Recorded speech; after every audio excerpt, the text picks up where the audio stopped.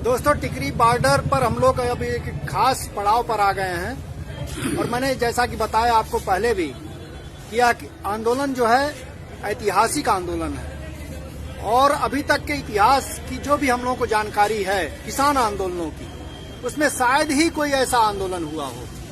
बारदौली का आंदोलन वो चाहे पटेल जी के नेतृत्व में कहा जाता है, यहाँ तक कि बिहार का जो है आंदोलन जिसमें गांधी जी भाग लिए थे वो भी जो है हम लोगों के सामने है। राजा रामचंद्र का आंदोलन एक अवध में बोला जाता है और इसी तरह से बिहार और पूर्वी उत्तर प्रदेश में इस तरह के कई आंदोलन चले हैं, लेकिन कोई भी आंदोलन अपनी जगह से उठ करके आके दिल्ली को घेरा हो, दिल्ली की सरकार को मजबूर किया हो, इस तरह का कोई आंदोलन नहीं हुआ। तो इसी लिहाज से तमाम अब तक के आंदोलनों से यह आंदोलन बिल्कुल अलग हो जाता है। और तब इसके जो नेता हैं, क्योंकि आंदोलन कोई अपने आप नहीं खड़ा होता है, आप जानते हैं, कोई आंदोलन अगर है तो उसके पीछे कोई नेता भी होता है। लिहाजा वो बहुत महत्वपूर्ण बिंदु है और जिस पर हम लोगों को गौर फरमाना चाहिए।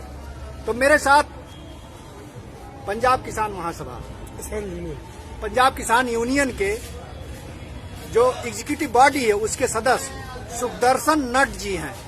इनका एक और परिचय है, अब तक जो है सरकारी कर्मचारी थे, लेकिन इन्होंने अब बीआरएस ले लिया है। जनता की लड़ाई अब खुल करके लड़ रहे हैं। पहले पर्दे के पीछे से लड़ते थे, अब सामने आकर के लड़ रहे हैं। सुखदर्शन सिंह से हम लोग सामान्य किसान की तरह बात नहीं करेंगे, नेता की तरह बात करेंगे और इस आंदोलन के जो कई पहलू हैं उस पर गहराई से बातचीत करने की कोशिश करेंगे।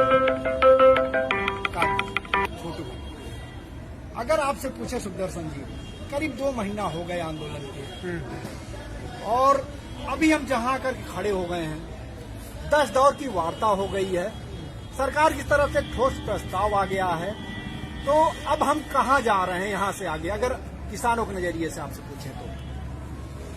देखिए, ये आंदोलन बहुत से मुद्दों पर नहीं है। इसके कुछ चुनिंदा मुद्दे हैं जिनमें 3 जो नए खेती कानून बनाए हैं इनको रद्द करवाना और एमएसपी को लीगलाइज करना, उस पर कानून बनाना, और जो बिजली एक्ट, बिजली बिल 2020 है इसको पूरी तरह मतलब मान लो रद्द करवाना कि ये पेश करना। इन पर सरकार अभी तक अगर मगर करती आ रही है, ये कर लो, वो कर लो, अमेंडमेंट कर लो, जो जो कहेंगे वो निकाल देते हैं। अगर हमारा जो इस पर आइडिया है कि सिर्फ ये कानूनों में अमेंडमेंट की बात नहीं है, कानून बनाए गए किसानों के नाम से, मगर किसानों के लिए उनमें कुछ नहीं है। असल में वो कानून बनाए गए हैं कारपोरेटरों के लिए। कारपोरेट सेक्टर का खेती पर कब्जा के रास्ता को साफ करने के लिए ये कानून बने हैं पूरे के पूरे। ऐसे ही जो इलेक्ट्रिसिटी का प्रोडक्शन है उसको पूरा कारपोरेट कंपनियों के हाथ में देने के लिए कानून बने हैं। और ये कानून जो देश का फेडरल सिस्टम है, फेडरल ढांचा है जो देश का, उसको ये कानून खत्म कर रहे हैं एक तरफ से, क्योंकि ये जो खेती है ये राज्यों का विषय है संविधान में, मगर ये कमर्स के नाम पे उसमें कानून बना रहे हैं और हम इम्प्लीमेंट होंगे किसानों का। इसका मतलब इंडायरेक्ट ये जो हमारे प्रांतों का हक है, जातकार है, उसको खत्म कर रहे हैं। इसलिए हम अमेंडमेंट के लिए नहीं माने। हम कहते हैं कि इसको जड़ से खत्म करना है, इसको हम मान नहीं सकते। और पूरी दुनिया में हमने कारपोरेट खेती के नतीजे देखे हैं, पंजाब में भी देखे हैं, गुजरात में भी देखे हैं। तो सरकार अभी तक इस पर डटी हुई थी कि हम इसको पूरी तरह रद्द नहीं करेंगे। तो अब जैसे हमने कभी रास्ते खोले थे दिल्ली आने के, एक एक बोर्डर को इंच इंच करके खिसका के सड़कें खाली की थी, ऐसे ही एक एक इंच सरकार को पीछे धकेला जा रहा है। हर वार्ता में सरकार अपनी पोजीशनों से पीछे हटी है और जहां तक आ गई है कि चलो तो मान जाओ, हम 1.5 साल के लिए इनको मुलतवी कर देते हैं। अब यही मैं आपसे पूछता हूं कि अभी तक सरकार जो है अपने मीडिया के माध्यम से और अपने खुद तमाम दूसरे माध्यमों से बताती रही है, बताने की कोशिश कर रही है लोगों को कि भाई हम तो पीछे हट रहे हैं, हम लगातार समझौते की कोशिश कर रहे हैं, हम चाह रहे हैं समस्या का समाधान हो, लेकिन किसान है, उनके जो नेता हैं वो अपनी जिद पर अड़े हैं और हम तो अब एक ठोस प्रस्ताव के साथ आ गए हैं। तो इसका क्या जवाब है आपके पास? इसका जवाब है कि हम कोई मांग करने नहीं आए। मतलब आप किसानों के बारे में कोई कानून बना रहे हैं। आपका इलेक्शन में वादा था कि स्वामीनाथन रिपोर्ट को इम्प्लीमेंट करेंगे और किसानों की आमदन दुगनी करेंगे। उस पर कुछ करने की बजाय आप ले आए कारपोरेटर कंपनियों को खेती पर कब्जे के लिए। हम सिर्फ जो एक नया हमला सरकार ने किया है उसको मतलब असफल करने के लिए यहाँ आए हैं। मांग कोई नहीं, इसलिए जिद भी कोई नहीं। एक ही मांग है कि हम इन कानूनों को जो हमारे हक में नहीं है, हम नहीं चाहते कि ये कानून रहे, खत्म हो। तो सरकार अगर मगर करती है, हमने बात बढ़ाई भी नहीं कम भी नहीं की। पहले दिन से जो बात कही थी कि हाँ या ना में जवाब दो, आप कानून वापस करते हैं या नहीं। लंबी लंबी बातें हमको ये सिखाना कानूनों में अच्छा क्या है बुरा क्या है, क्योंकि ये जो ब्यूरोक्रेसी के लोग हैं, जो पॉलिटिशियन लोग हैं, जो समझते हैं कि किसान 18वीं सदी के किसान हैं, अनपढ़ हैं, कुछ नहीं जानते। मगर इनका वास्ता डेवलप्ड किसानों से है जो नए तरीके की खेती करते हैं, मशीनरी से खेती करते हैं, वैज्ञानिक खेती के माहिर हैं किसान। और वैज्ञानिक खेती का जो माहिर है ना, वो कायदे कानून का भी माहिर होता है, वो जानता है क्या है। इसलिए मतलब हम इन कानूनों को पूरा स्टडी करके जनता को तैयार करके जहां लेकर आए हैं, तो उनका वो सारा जो कोर्स था कि हम कानून बताएंगे, हमने वो रद्द कर दिया। हम जानते हैं, हमारे बूढ़े, हमारी मतलब औरतें भी जानती हैं कानूनों में हमारे लिए खतरनाक क्या है। तो कोई जिद नहीं, एक ही मांग है कि कानून वापस लो। अभी कल प्रस्ताव आया है, आज अभी क्या होने जा रहा है? मतलब इस पर किसान कमेटी क्या बैठक कर रही है, विचार हो रहा है, कब तक फैसला हो जाएगा और क्या लगता है आपको क्या फैसला होगा?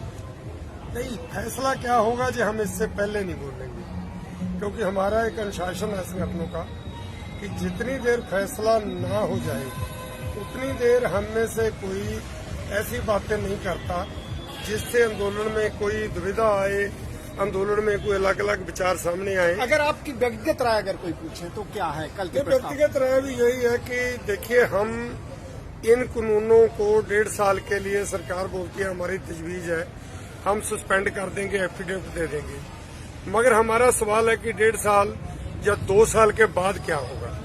क्या बाई डिफॉल्ट ये कानून उसके बाद लागू हो जाएंगे? तो फिर इसका मतलब क्या है? हमारे इतने लंबे संघर्ष का मतलब क्या है? तो अगर इस बात की गारंटी नहीं कि ये कानून खत्म हो जाएंगे और नए सिरे से नए कानून बनेंगे किसानों के साथ चर्चा करके, तो उतनी देर ऐसी बातों का कोई मामला है नहीं। ये सिर्फ इस आंदोलन को डिफ्यूज करने की एक चाल है, हम उस चाल में फंसने वाले नहीं। तो अभी जहां आप पहुंच गए हैं, 26 का सामने एक कार्यक्रम है, बिल्कुल, ट्रैक्टर मार्च का, और अभी परमिशन पुलिस की तरफ से नहीं मिली है और एक टकराव के हालात बन रहे अपने तरीके से। सरकार भी आशंकित है, किसानों में भी, किसान नेताओं में भी इस तरह की बातें चल रही कि हिंसा न हो जाए, उसको कैसे बचाया जाए। तो ये 26 का जो मार्च है, ये किस तरह का मार्च होगा और इसकी क्या तैयारी है? देखिए, ये अजीब बात है कि एक जनवादी देश में अपने लोगों को अपना रिपब्लिक डे मनाने के लिए किसी से परमिशन लेनी पड़े। हमको बहुत ये बात अखरती है कि यार रिपब्लिक सिर्फ सरकार के लिए है, कॉन्स्टिट्यूशन सिर्फ सरकार के लिए है।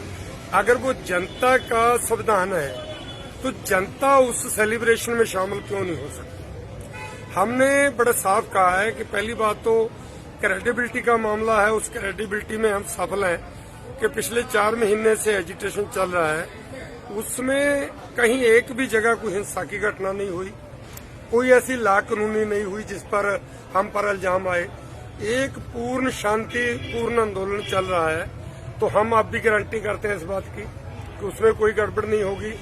हम लोग अगर जवान जय किसान बोला जाता है, अगर जवान परेड करेंगे और टैंक लेकर आएंगे, मिसाइलें लेकर आएंगे, तो क्या वो टैंक और मिसाइलें चलाएंगे? नहीं, हम जानते हैं वो एक शक्ति प्रदर्शन है देश का कि हमारे पास ये है। तो फिर किसान अपने जो उनके इंस्ट्रूमेंट हैं, उनके जो साधन हैं, वो है ट्रैक्टर। तो किसान ट्रैक्टर पर तिरंगा लगाकर क्यों नहीं मार्च कर सकते? और बार बार साफ कर दिया हमारे संगठनों ने कि हमारा परेड में डिस्टर्ब करने का जो रिपब्लिक डे की परेड है कोई इरादा नहीं है। हमारा मतलब मान लो कोई पार्लियामेंट, लाल किला, कहीं भी जाने का कोई इरादा नहीं है। हमने उसके बड़ा दूर एक रूट मांगा है कि इस रूट पर हम जाएंगे और ऐसे तिरंगा के लगा के अपने ट्रैक्टरों पर हम मतलब मान लो सेलिब्रेशन में अपने तरीके से शामिल होंगे। तो इसको सरकार को मानना होगा, क्योंकि लाखों लोग ट्रैक्टर लेके आ रहे हैं और सरकार अपने लोगों से जब डरने लगे तो देश में समझ लीजिए कि जनतंत्र कितना कमजोर है। और ऐसी सरकार की कोई बुनियाद नहीं है जो अपने लोगों से डरती हुई उसको रिपब्लिक डे हो या इंडिपेंडेंस डे हो उनमें शामिल होने से रोके। सुखदर्शन जी, अभी आपको बताएं, आपने बात कही कि आप अपनी तरफ से कुछ नहीं करने जा रहे, कोई हिंसा नहीं करेंगे, शांतिपूर्ण तरीके से चाह रहे हैं। लेकिन जिस तरह का अब तक रवैया रहा है सरकार का तमाम दंगों को लेके, तमाम दूसरे मसलों पर, कई बार ऐसा देखा गया है कि कुछ साजिशें रची गई हैं। तो क्या आपको इस तरह कोई साजिश की कोई एक आशंका दिख रही है जिसमें कि हिंसा करा दी जाए और उसको थोप दिया जाए किसानों के ऊपर? किसान उससे फिर कैसे निपटेंगे? किसान निपटेंगे, क्योंकि जो मार्च होगा वो पूरा अनुशासन में होगा। नेता लोग खुद रहेंगे उसमें, सिलेक्टिव लोग आगे रहेंगे। तो अगर सरकार करना चाहे, सरकार तो बम भी बरसा सकती है हम पर, सरकार तो तोप भी चला सकती है, वो सरकार के पार्ट पर कि सरकार अपने देश के लोगों को मारकर राज करने की सोचे तो उसका तो हमारे पास कोई इलाज नहीं, उसका जवाब तो जनता देगी देश की। मगर हम अपनी ओर से कर सकते हैं। हमारे लोग अनुशासन में हैं और हम विजिलेंट भी हैं आसपास, और हमको आम लोगों का समर्थन भी हासिल है, क्योंकि लोगों ने देख लिया कि ये कोई ऐसा आंदोलन नहीं है जो जनता के खिलाफ हो। हमको दिल्ली की जनता से बहुत प्रेम है, सहयोग मिल रहा है, हरियाणा की जनता हो, उत्तर प्रदेश की कहीं की जनता हो। तो आंदोलन सिर्फ सरकार के बनाए कानूनों के खिलाफ है, वो संविधान के खिलाफ भी नहीं है, वो लोकतंत्र के खिलाफ भी नहीं है। तो इस लिहाज से मतलब मान लो सरकार साजिश करे, बीजेपी साजिश करे, आरएस साजिश करे, तो हम अपनी ओर से जितना चौकस रह सकते हैं हम रहेंगे। अब यही है। आखिरी दौर में देखिए, अगर आपसे पूछें कि 26 तारीख गुजर जाए, शांतिपूर्ण मार्च भी हो जाए, चीजें जो है फिर वहीं की वहीं खड़ी दिख रही, तो ऐसी स्थिति में आप कहां तक लड़ाई लड़ेंगे? वो क्या समय है, कब तक बने रहेंगे इस तरह से? हम बने रहेंगे अपनी ओर से। यह सत्याग्रह है और हम किसी का कोई नुकसान नहीं कर रहे। अगर नुकसान हो रहा है तो हमारा ही हो रहा है। अगर हमारी मशीनरी खड़ी है, हमारे लोग अपना रोजगार छोड़कर बैठे हैं और हमारे 125 से ज्यादा किसान वो मतलब मान लो हमसे बिछड़ चुके हैं, शहीद हो चुके हैं, तो ये हमारा नुकसान है। हम जानते हैं कि आंदोलनों में नुकसान झेलना पड़ता है। कोई भी हक, कोई भी अपना अधिकार वो बिना कुर्बानी के हासिल नहीं किया जा सकता। जब तक भी लड़ना पड़ेगा हम लड़ेंगे, बैठेंगे, महीनों तक बैठना पड़ेगा, महीनों तक बैठेंगे। जब तक मोदी सरकार हमारी बात मान नहीं लेती हम डटे रहेंगे, बीच बीच में एक्शन होंगे, इस आंदोलन को देश भर में फैलाएंगे। पर ये बात है कि हम किसी किस्म की कोई हिंसा, कोई गड़बड़, ऐसा हमारे संगठन नहीं होने देंगे। आप आयशा के साथी हैं, शुभ नाम क्या बताया आप अपना? मैं आमीन हूँ। मैं TISS मुंबई में MA सोशल वर्क कर रहा हूँ और मैं आयशा से जुड़ा हूँ 2017 से। तो अभी ट्रॉली टाइम्स निकल रहा है, यहाँ लाइब्रेरी है, सब चीजें आप लोग देख रहे हैं? जी जी, यहाँ पे तमाम जैसे चीजें हम चला रहे हैं। लाइब्रेरी पे बहुत लोग आते हैं, कम से कम 70-80 किताबें रोज यहाँ से इशू हो रही हैं। नई किताबें लोग डोनेट करके जा रहे हैं और उसके बाद ट्रॉली टाइम्स पे काफी अच्छा रिस्पांस है। लोग ऐसा भी कहते हैं कि हमें ट्रॉली टाइम्स दीजिए, हम अपना फ्रेम करवाएंगे, अलग रखें। तो कितना निकल रहा है इसका, प्रतियां कितनी निकल रही ट्रॉली टाइम्स की? जितना मेरी जानकारी है कि कम से कम 5,000 प्रतियां निकल रही हैं और अलग अलग बॉर्डर्स पे भी जा रही हैं। यहाँ पे टीकरी बॉर्डर पे है, उसके बाद नानाखट लाइब्रेरी है आगे, उस पे जा रही है, सिंघू बॉर्डर पे भी जा रहा है, गाजीपुर पे भी जा रहा है। इसकी वेबसाइट भी बना ली है आपने? जी जी जी, उस पे वेबसाइट भी है और वो तमाम चीजें अखबार में भी दी है। अच्छा जी जी, तो रिस्पांस अच्छा है। जी जी, मतलब लोग ट्रॉली टाइम्स देखने आते हैं तो लाइब्रेरी भी देख के जाते हैं, लाइब्रेरी देखने आते हैं तो ट्रॉली टाइम्स भी लेके जाते हैं, तो इस तरह का रिस्पॉन्स है। तो आप देख सकते हैं यहाँ मैंने अभी बातचीत की सुखदर्शन जी से और आमीन जी से बात की। जो लब्बो-लुआब है पूरी बातचीत का, आप देख सकते हैं कि वो कल का प्रस्ताव जो आया है सरकार की तरफ से वो यहाँ से खारिज होने जा रहा है। उसमें बजाय कुछ ठोस मिलने के बरगलाने जैसी एक बात दिख रही है, ये कहना है सुखदर्शन जी का।